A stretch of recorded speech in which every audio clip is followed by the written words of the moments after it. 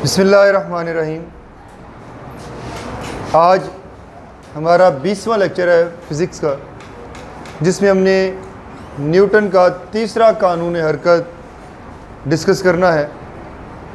इससे पहले Newton's first law, second law पढ़े जा चुके हैं, समझे जा चुके हैं। आज तीसरे कानून को हमने देखना है। अगर पहले और दूसरे कानून की बात करूं तो पहले कानून को लेकर हमने एक बात का जिक्र किया था, और वो ये थी कि अगर कोई जिस्म रेस्ट की हालत में है तो वो रेस्ट की हालत में रहेगा, या अगर वो मोशन की हालत में है तो मोशन की हालत में रहेगा। कब तक?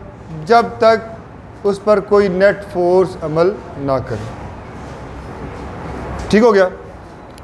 इसी तरह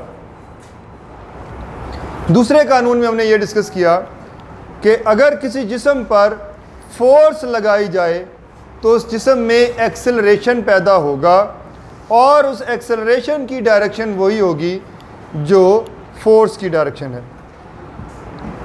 दूसरी बात जो थी न्यूटन के दूसरे कानून की कि ये एक्सेलरेशन और फोर्स डायरेक्टली प्रोपोर्शनल हैं, और एक्सेलरेशन जो है वो इन्वर्सली प्रोपोर्शनल है मास के। अब तीसरा कानून है, और बड़ा अहम कानून है ये भी। आपको इसका अपनी अमली लाइफ में, अमली ज़िंदगी में बड़ा अमल दखल नज़र आएगा। To every action there is always an equal but opposite reaction. तीन बातें न्यूटन के तीसरे कानून के लिए। हर एक्शन का एक रिएक्शन होता है। हर एक्शन का एक हर एक्शन का एक हर एक्शन का एक ये एक्शन और रिएक्शन आपस में बराबर होते हैं। ये एक्शन और रिएक्शन आपस में ये एक्शन और रिएक्शन आपस में ये एक्शन और रिएक्शन आपस में। वासिफ, आपकी ज़ुबान बहुत अच्छी है, आप उसे पकड़ कर बैठे हैं, खूबसूरत है बहुत ज़्यादा। हर एक्शन का एक रिएक्शन होता है, और ये एक्शन और रिएक्शन आपस में बराबर होते हैं। एक्शन और रिएक्शन आपस में। और तीसरी बात, एक्शन और रिएक्शन एक दूसरे के मुखालिफ होते हैं। एक दूसरे के मुखालिफ होते हैं। देखें यहाँ पर हर एक्शन का एक रिएक्शन होता है, एक्शन और रिएक्शन आपस में बराबर होते हैं, और ये एक दूसरे के अपोजिट होते हैं, मुखालिफ होते हैं। इन सब तीनों बातों को अब हमने डिस्कस करना है। अगर मैं इस वाइट बोर्ड पर पंच करूं तो मुझे दर्द महसूस होगा।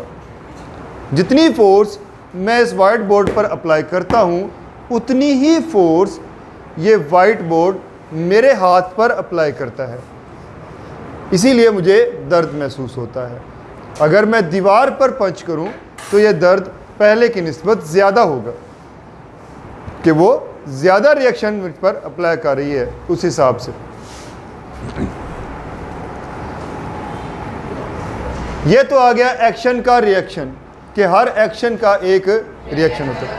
अब जो फोर्स मैं वाइट बोर्ड पर अप्लाई कर रहा हूँ वो एक्शन है, और जो फोर्स वाइट बोर्ड मेरे हाथ पर अप्लाई कर रहा है वो रिएक्शन है। तो इस तरह हर एक्शन का एक रिएक्शन मौजूद होगा। अब देखें, ये मार्कर है और इसे मैं हाथ पे रख लेता हूँ। मुझे बताएं, मार्कर के वज़न की, वेट की डायरेक्शन किधर को होगी? नीचे की जानिब। किधर को होगी? क्योंकि कल हमने पढ़ा था कि वेट की डायरेक्शन हमेशा डाउनवर्ड होती है, नीचे की जानिब होती है। लेकिन मार्कर नीचे नहीं गिर रहा, उसके बराबर इस मार्कर को रखकर छोड़ूं तो ये तो गिर जाता है। ये क्यों नहीं गिरा? ये मार्कर नीचे क्यों नहीं गिर रहा? क्योंकि इसको नीचे से मैंने हाथ के ज़रिए सपोर्ट दी हुई है। अब हो क्या रहा है, ये मार्कर, इसका वेट डाउनवर्ड जो एक्शन के तौर पर काम कर रहा है, और मैंने अपने हाथ से जो इसे सपोर्ट दी हुई है वो रिएक्शन के तौर पर काम कर रही है। अब मार्कर का वेट किधर को था? नीचे, और मेरे हाथ की सपोर्ट किधर को है? ऊपर, तो दोनों एक दूसरे के मुखालिफ हो गए। समझ आ गई बात? इसी तरह जब हम ज़मीन पर चलते हैं तो ज़मीन पर चलते हुए मैं अगर अपने दाएं पाँव को पीछे रखता हूं और पीछे रखकर ज़मीन को पुश करना चाहूँगा, ज़मीन पर फोर्स अप्लाई करता हूं पीछे की जानिब, तो ज़मीन उसके जवाब में मेरे पाँव पर रिएक्शन लगाती है, फोर्स लगाती है और मुझे पुश करती है आगे, जिसकी मदद से मैं फिर आगे चल पाता हूँ। ठीक हो गया? तो अगर ये एक्शन और रिएक्शन ना हो तो मैं चल ना पाऊँ। इसी तरह जब आप कील ठोंकते हैं दीवार के अंदर तो उस वक़्त भी ये एक्शन और रिएक्शन दोनों काम कर रहे होते हैं। अगर इसकी मिसाल लें, जिस तरह उसने आपकी बुक में मिसाल दी हुई है, एक बलून की मिसाल दी हुई है। इसको हम बंद कर लेते हैं ताकि आप कहें कि सर एयर तो इधर से निकल गई। अब यहाँ पर यह बलून है हमारे पास और इस बलून में एयर मौजूद है, हमने इसे पकड़ा हुआ है। जो ही आप इसको छोड़ते हैं इसकी तमाम एयर जो है वो बाहर निकलना शुरू हो जाती है और बलून किधर को जाता है? ऊपर को। अब हुआ क्या?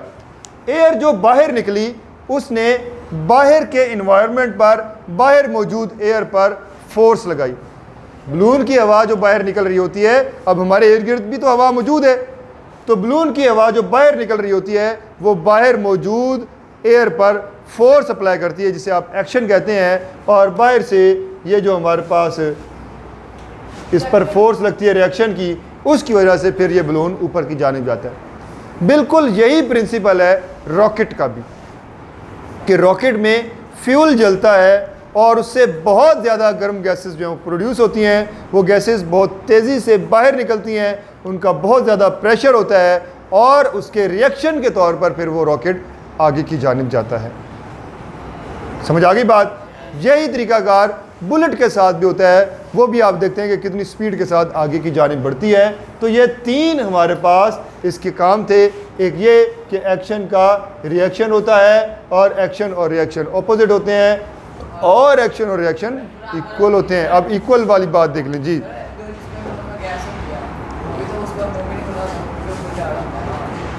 हाँ जी, अब सवाल ये आया है कि बाज़ औक़ात बलून में हम कोई ऐसी गैस भरवाते हैं कि उसका मुंह ये ना भी खुला हो तो वो ऊपर चला जाता है। उसके अंदर जो गैस भरी जाती है वो आमतौर पर हाइड्रोजन होती है या ऐसी गैस होती है जो बाकी गैसेस से हल्की होती है, और हल्का होने की वजह से फिर वो बलून ऊपर की तरफ मूव करता है। ठीक है? आप जो उसमें अपने मुंह से गैस भरते हैं, हवा भरते हैं, तो वो भी तो गैस ही है दरअसल, एयर जो आप फिल कर रहे होते हैं, लेकिन वो तमाम गैसेस का एक तरह से मिक्सचर ही आप एक तरह से उसके अंदर इंजेक्ट कर रहे होते हैं। ज़्यादातर उसमें कार्बन डाइऑक्साइड होती है जो आप इंजेक्ट कर रहे होते हैं उसमें। खैर, आगे चलते हैं। इक्वल किस तरह से हैं देखें। मैंने अपने हाथ पर मार्कर रखा और मैंने कहा कि ये नीचे नहीं गिर रहा।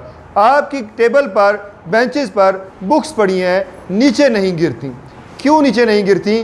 क्योंकि जितना वेट इस मार्कर का या आपके बेंच पर पड़ी हुई किताब का नीचे की जानिब होता है, उतना ही रिएक्शन जो है वो ऊपर की जानिब ये किताब इस मार्कर पर या ये हाथ इस मार्कर पर या बेंच किताब पर लगा रहा होता है, और ये दोनों ऑपोजिट होने के साथ साथ इक्वल होते हैं, इसलिए ये हरकत नहीं कर रहा। इसको आप यूँ भी समझ सकते हैं कि जैसे मैं अगर अपने इन दोनों हाथों को इस कंडीशन में पकड़ लूँ और दाएं तरफ से भी फोर्स लगाऊँ, बाएं तरफ से भी फोर्स लगाऊँ, मैं जितनी ज़्यादा फोर्स अप्लाई करता चला जाऊँ, आप देखेंगे कि मेरे ये दोनों हाथ हरकत नहीं करेंगे, ना तो ये दाएं तरफ जाएगा ना बाएं तरफ। उसकी वजह कि आप देख रहे हैं, अगर मैं यहाँ से एक्शन अप्लाई कर रहा हूँ तो इस हाथ से रिएक्शन अप्लाई कर रहा हूँ। एक्शन और रिएक्शन दोनों ऑपोजिट हैं, एक्शन इधर को और रिएक्शन इधर को, दोनों ऑपोजिट हैं और दोनों इक्वल होने की वजह से एक दूसरे के इफेक्ट को कैंसिल कर रहे हैं। इस वजह से मेरा हाथ जो है वो